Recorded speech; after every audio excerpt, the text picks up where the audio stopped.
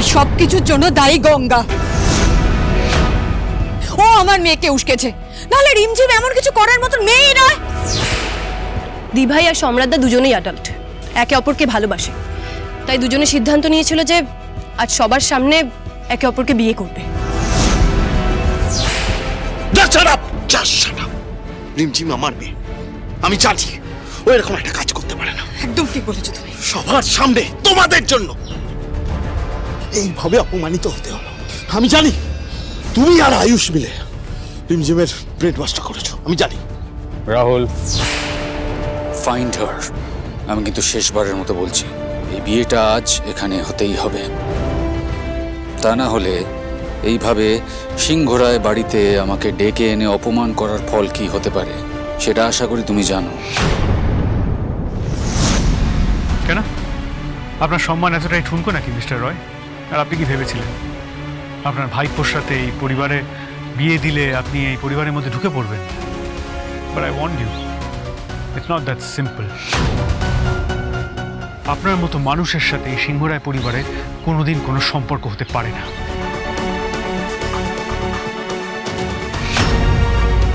চল রকি।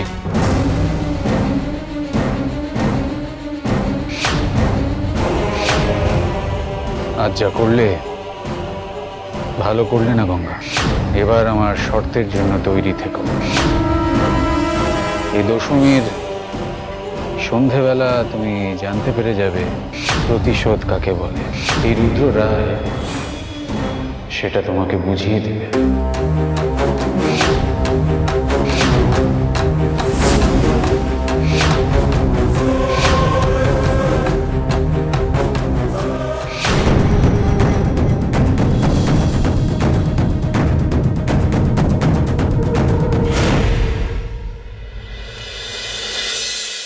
ইস, কত দেরি হয়ে গেল। বিয়ের লগ্নের বোধহয় সময়ও পড়ে গেল। মা, বড় বৌদি, একটা লোক বাড়িতে নেই। এইভাবে বিয়ে হয়? রাহুল দ্বিতীয় অদ্ভুত একেবারে হুড়মুড় করে মেয়েটার বিয়ে ঠিক করে ফেলল। পাবে, এর ফল ওরা একদিন পাবেই পাবে। কি আর করবো, রিমঝিমের মত নিয়ে বিয়েটা ঠিক করলো। আমার এখন কিচ্ছু করার নেই। বাবা, তাড়াতাড়ি এসো, বেরোবার সময় হয়ে গেছে। কি হলো নাকি? হ্যাঁ, তোরা এখন বাড়িতে কেন? হ্যাঁ, কি হয়েছে? হ্যাঁ, ঘড়িতে কটা বাজে দেখ, বিয়ের তো লগ্ন। কি ব্যাপার? রাহুল, কিছু বল, কি হয়েছে? এই তো। কি আর বলবো, কি বাকি আছে বলার মতন? যা সর্বনাশ হয়ে গেছে। কি হয়েছে? এত চেঁচামেচি কিসের? কিচ্ছু হয়নি, হবে আবার কি? হয়েছে আমাদের সর্বনাশ। তুমি যে পরিবারের নতুন প্রজন্মকে নিয়ে এত গর্ব করো না, তাদের মূর্খামি, অপদার্থতার জন্য আমাদের পরিবারের সম্মান মাটিতে মিশিয়ে গেছে। তোমার আদরের নাতনি সিংহরায় পরিবারের উত্তরাধিকারী আয়ুষ আর তার কুচুকরি গঙ্গার বুদ্ধিতে আমার মেয়ে বিয়ের মণ্ডপ ছেড়ে পালিয়ে গেছে। বিয়ের মণ্ডপ ছেড়ে আমাদের মুখে চুনকালি লেপে পালিয়ে গেছে। পালিয়ে গেছে মানে? এটা কি বলছিস তোরা? ঠিকই বলছি। আর কিভাবে কি হয়েছে সেটা যদি জানতে চাও, আমাদের কেন জিজ্ঞেস করছো? কি হয়েছে যদি সত্যি তোমরা জানতে চাও না, জিজ্ঞেস করো, আয়ুষ গঙ্গাকে জিজ্ঞেস করো। শুধু আয়ুষ গঙ্গা কেন, ঋদ্ধি রয়েছে, কুণাল রয়েছে, বনি রয়েছে। ওদের কুশিক্ষার জন্য আমার মেয়েটার জীবন শেষ করে দিয়েছে ওরা।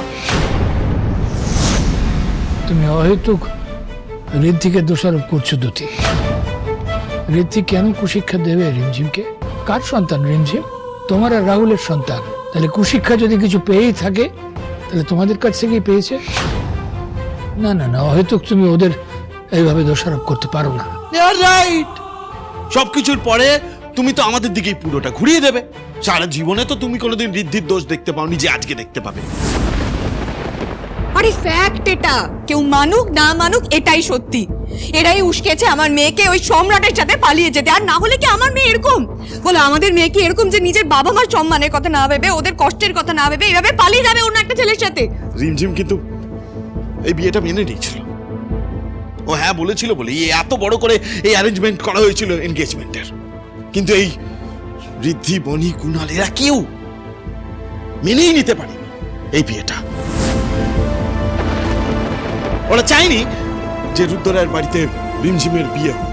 রুদ্ররায়ের বাড়িতে বিয়ে হলো অন্তত রিমঝিম একটা ভালো লাইফ লিড করতো, রকি ওকে ভালো রাখতো। সিংহরায় জুয়েলার্সের সমসাময়িক কেউ আমাদের রাইভাল এবারই আত্মীয় হয়ে আসুক। কি বলছিস তুই রাহুল?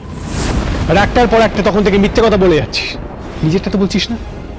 নিজেদের প্রফিটের জন্য, নিজেদের ফায়দার জন্য, নিজের মেয়েটার জীবনটা নষ্ট করে দিতে চাইছিলি, ওকে আগুনের মুখে ফেলে দিচ্ছিস, সেটা বল সবাইকে। রিদ্ধি, রাহুল কি করেছে? আরে তোরা দয়া করে কেউ বলবি যে কি হয়েছে? আমার তো পুরোপুরি ক্লুলেস লাগছে, বল। পিসিটার মেয়ে সম্রাটদা আর দিদিভাই বিয়ে কোনো ভুল বোঝাবুঝি বা চিট করে ভাঙেনি। এই সবটার পেছনে জের হাত আছে, এটাই বোঝাতে চাইছে বাবা। মানে রাহুলে হাত ছিল মানে? রাহুল কি করেছিস তুই? হ্যাঁ, কি করেছিস তুই? কি নোংরা খেলা খেললি আবার? সম্রাটের যদি কোনো দোষ না থাকে তাহলে দিদিভাইয়ের সঙ্গে সম্রাটের বিয়েটা ভাঙলো কেন? কামান আনসার মি। আমি যা করেছি আমার মেয়ের ভালোর জন্য করেছি, আমার মেয়ের ফিউচারের জন্য করেছি, আর বেশ করেছি। না, বেশ করেননি। আপনি দিভাইয়ের ফিউচার সিকিউর করেন, অন্ধকার করে দিয়েছেন। দিভাই সুইসাইড করতে যাচ্ছিল, আপনি জানেন?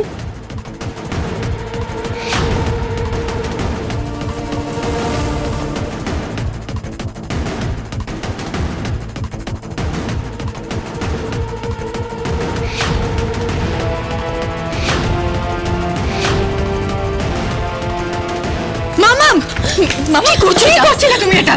Wait a minute. গঙ্গা যেভাবে বিষয়টাকে পোট্রে করতে চাইছে, আদতে বিষয়টা কিন্তু সেরকম নয়। হ্যাঁ, আমরা ঠিক করেছিলাম যে রকির সাথে আমাদের রিমঝিমের বিয়ে দিব। ভুল কি আছে রাতে? এতে তো আমাদের মেয়ের ভালো হবে, আমাদের মেয়ে ভালো থাকবে। ওই সম্রাট 2 পয়সা ইনকাম করার মুরুদ নেই, তার সাথে যদি আমার মেয়ের বিয়ে দিতাম ওর লাইফটা শেষ হয়ে যেত না? একবার ওকে ভেবে দেখোনি সেটা? এক্স্যাক্টলি। সম্রাট তো পেনিলেস, ওর কিচ্ছু নেই, ফালতু একটা চাকরি করে 2 পয়সা স্যালারি পায়। ওর কাছে কিভাবে রিমঝিম ভালো থাকতো? এদিকে রুদ্ররায়ের বাড়িতে যদি ওর বিয়ে হতো, ও একটা লাক্সারিয়াস লাইফ লিড করতে পারতো। কি জানিস তো রাহুল, এটাই তোদের problem. It is always been that way. তোরা সবকিছু ওই ম্যাটেরিয়ালিস্টিক প্লেজার দিয়ে মাপিস, কিন্তু তোরা ভুলে যাস যে সুখ, মানুষের আনন্দ, মানুষের ভালো থাকাটা, এটা দিয়ে মেজার করা যায় না। জানবো এসব কথা রাহুলদা আর বড়দিকে বলে লাভ নেই। রাহুলদা নিজেই একদিন এই বাড়ির সমস্ত সম্পত্তি কেড়ে নেওয়ার জন্য কত ষড়যন্ত্র করেছে। আর বড়দি তো নিজেই একসময় বড়লোক বাড়ির বউ হওয়ার জন্য রাহুলদাকে আর তোমাকে একসাথে। দুতি,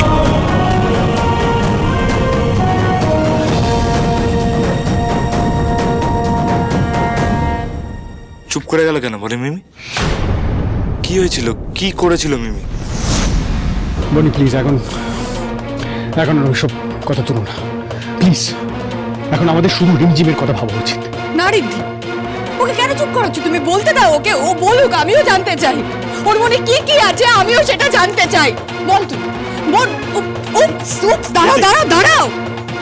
বোন বলার জায়গাটা তো রাখেইনি, সেই যোগ্যতা তো হারিয়ে ফেলেছে। বনি, বল কি বলার আছে তোর? বল, ডিরেক্ট বল আমাকে। তুই কি বলতে চাইছিস? তুই সবার সামনে এটাই প্রুফ করতে চাইছিস তো এই মহান হওয়ার লিস্টে খড়ির পর তোর নাম রয়েছে? ছোট থেকে তুই মহান ছিলিস, এটাই তো বলতে চাইছিস? বল না সবাইকে। বৌদির আগের মাথায় তোমরা মাঝে মাঝে এরকম কথা বলে ফেলো, আর তাছাড়া বনি তো এমন কিছু ভুল কথা বলেনি, তাই না? সো প্লিজ প্রভোগ করাটা বন্ধ করো। প্রভোগ করছি না আমি।